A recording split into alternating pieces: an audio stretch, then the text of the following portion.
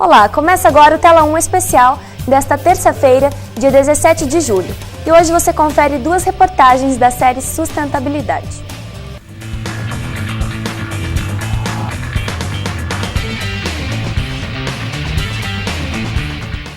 A primeira reportagem da série Sustentabilidade fala sobre o meio ambiente e o consumo. Você já parou para pensar no que significa um planeta ter 7 bilhões de habitantes?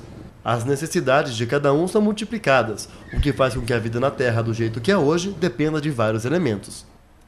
As quantidades de água e luz que precisamos para viver aumentam, assim como a produção de lixo.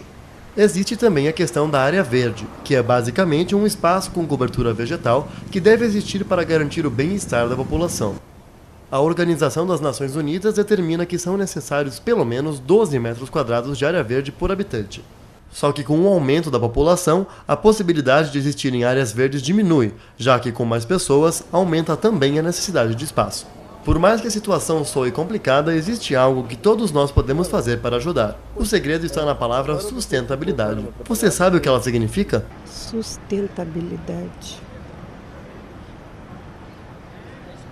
Sustenta alguma coisa, né? Estabilidade, certo? Manter os recursos da terra naturais de maneira que eles não acabem nunca.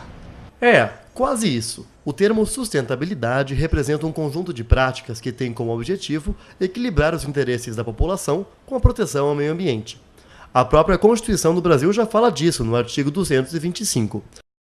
Ele diz: todos têm direito ao meio ambiente ecologicamente equilibrado, e é dever do poder público e da população defendê-lo e preservá-lo. Além de as leis tratarem desse assunto, os países também mostram preocupação com o meio ambiente. Em 1992, por exemplo, aconteceu lá no Rio de Janeiro uma reunião de 179 países. Essa reunião, chamada de ECO 92, formulou a criação da Agenda 21, que eram diretrizes para que os países seguissem e elaborassem as próprias políticas de defesa do meio ambiente. E depois, em 97, começou lá no Japão, em Kyoto, o Protocolo de Kyoto, que só entrou em ação em 2005. 5 anos depois, em 2010, em Copenhague, na Dinamarca, aconteceu mais um encontro, só que dessa vez sem resultados. Apesar de muitos encontros dos países para debater o meio ambiente, nem sempre as coisas funcionam muito bem. Isso porque o interesse econômico acaba ficando na frente do interesse ambiental. Nós somos muito mais ligados aqui no Brasil com parâmetros americanos ou europeus, em que o consumo é um indicador de felicidade. Então, quanto mais eu consumir, mais feliz eu sou. Essa é uma conta irreal, não é verdadeira, e é uma conta extremamente perigosa em relação a fechar a conta lá na frente. Os interesses dos países nem sempre dão prioridade para a consciência ambiental. Mas isso não é culpa apenas deles. Pense no seu próprio cotidiano. Você busca ter atitudes sustentáveis no seu dia a dia? Não. Por quê? Por causa do mau costume. Eu mesmo não tenho costume, não consigo. A gente ainda não tem muita cultura, inclusive a questão de você comprar produto que seja sustentável, né? Eu cuido, o negócio de lixo, que na lixo coloco tudo separado, lixo que é lixo coloco no outro saco, eu separo tudo. Quanto menos a gente pegar a sacola plástica, é melhor. A sacolinha plástica é sempre lembrada por todos quando o assunto é lixo. Feita de derivados do petróleo, ela demora de 200 a 400 anos para se decompor. Mas falar de sacolas de plástico é falar também de supermercados. É lá que abastecemos nossas casas não só com as necessidades, mas também com muita coisa que vai acabar sendo jogada diretamente no lixo. A compra do mês é um hábito muito conhecido. As pessoas enchem o carrinho e levam uma quantidade desnecessária de produtos para casa. Isso porque muitos desses produtos, ao final do mês, passam do prazo de validade. E qual é o resultado disso? A geração de muito lixo. Uma outra coisa para parar para pensar é na quantidade de produto e na quantidade de embalagens que você leva até a tua casa. Você já parou para pensar nisso? É preciso se conscientizar e ter como hábito a sustentabilidade na rotina. Isso porque, se não agirmos rápido, o quadro pode piorar. Só para ter uma ideia, 93% de Mata Atlântica já foi devastada. Essa mata não apenas fornece ar de qualidade, mas também é responsável por manter a biodiversidade. Se esses processos de crescimento, aumento de consumo continuarem, nós vamos precisar de 3 planetas em termos de recursos naturais em 50 anos. Vocês vão estar vivos e talvez estejam com um problema do tamanho do mundo para resolver e já talvez muito tarde. A segunda reportagem da série Sustentabilidade é sobre o consumo da água. Já faz tempo que se ouve por aí que a quantidade de água no mundo não é mais suficiente para o número de pessoas. São 7 bilhões de habitantes e todos precisam consumir água. Segundo o terceiro relatório das Nações Unidas sobre Desenvolvimento Mundial dos Recursos Hídricos, 80% das doenças em países em desenvolvimento estão relacionadas às más condições da qualidade da água. Isso significa aproximadamente 3 milhões de mortes por dia. O Brasil é o país com o maior reservatório de água doce do mundo, 12% do total. Talvez por causa de tanta água disponível, o desperdício seja bastante elevado. Com aproximadamente 2 milhões de habitantes, Curitiba já é a 8ª capital mais populosa do Brasil. E os habitantes vêm até os parques, como por exemplo o Parque Barigui, onde encontram uma quantidade imensa de água e acreditam que esse recurso é inesgotável. Mas na verdade não é bem assim. Hoje a Sanepar consegue abastecer quase todas as residências aqui do município. Um curitibano consome em média 125 litros de água por dia. No mês, isso representa 3.750 litros. Agora, como as populações estão crescendo e os recursos estão diminuindo, a gente fica com uma pergunta. Será que vai ter água suficiente para todo mundo?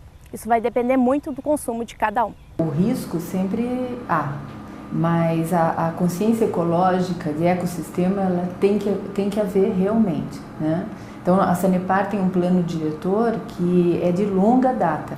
Então nós fazemos previsão de 30 anos, 50 anos, 100 anos. Mas o consumo irracional, naturalmente, ele vai levar ao desperdício. O desperdício ele tem que ser eliminado. Se a população não cuida do manancial, não cuida do rio que atravessa a sua cidade, nós não vamos ter essa matéria-prima para tirar do meio ambiente. Não é difícil economizar água. Pense no seu banho. Quanto tempo você demora? E sabe quanto de água você está gastando com isso? 15 a 20 minutos. Eu demoro média de uns 30 minutos. No banho? Uns 40 minutos. Não sei dizer quanto eu gasto de água. Quanto? Bastante. Reduzindo o tempo do banho para 5 minutos e lavando a louça 3 vezes ao dia, o consumo mensal em uma casa com 4 pessoas cai de 36 para 10 mil litros. A cidade de Curitiba é bastante chuvosa. É comum ouvirmos até reclamações de que a capital paranaense tem chuva demais. A média anual de chuvas fica entre 1.400 e 1.600 milímetros. Já que tanta água cai do céu, por que não aproveitar? Isso já acontece. Existe desde 2009 uma lei municipal que obriga a instalação de um sistema que armazene água da chuva em construções públicas e privadas de Curitiba. Essa lei faz parte do Programa de Conservação e Uso Racional da Água nas Edificações, o PURAE. A empresária Joana Schmidt trabalha com isso e garante que a economia na conta de água é bastante grande. A partir de 30% de economia, então dependendo do teu uso, né, numa residência você já começa a falar em torno de 30%, chegando a 70%. Isso que a gente faz 2 perguntas geralmente para o cliente. Quanto que eu tenho de área de captação, que aí vai me dizer o tipo de filtro que eu vou usar. E outra pergunta é quanto que eu utilizo de água, né? Qual que é a minha necessidade? E o sistema é bastante simples. A água da chuva ela entra por aqui, aqui dentro ela é filtrada e depois ela sai por esse cano. Depois que ela sai, ela é encaminhada para uma cisterna. Aqui tem um exemplo. Essa daqui tem capacidade para até 10 mil litros de água. É claro que não é toda residência que precisa armazenar tanta coisa, mas esse é um exemplo. E o resultado é esse aqui, nesse copo. A água da chuva não é própria para o consumo humano, mas ela é perfeitamente normal para você usar para irrigar uma planta ou para lavar a calçada. Sempre se fala que a água doce vai acabar. Não é que a água doce vai acabar. O que está acontecendo é que cada vez fica mais caro você fazer um tratamento para tornar esta água potável. A contaminação dos rios é muito grande, né? Então, a partir do momento que eu posso utilizar uma água que não necessita desse tratamento, uma água para usos não potáveis, seria descarga de banheiro, lavar um carro, eu passo a fazer uma economia, tanto para mim também quanto para o meio ambiente. E o Telão Especial de hoje fica por aqui. Amanhã estamos de volta com as reportagens finais da série Sustentabilidade. Até lá!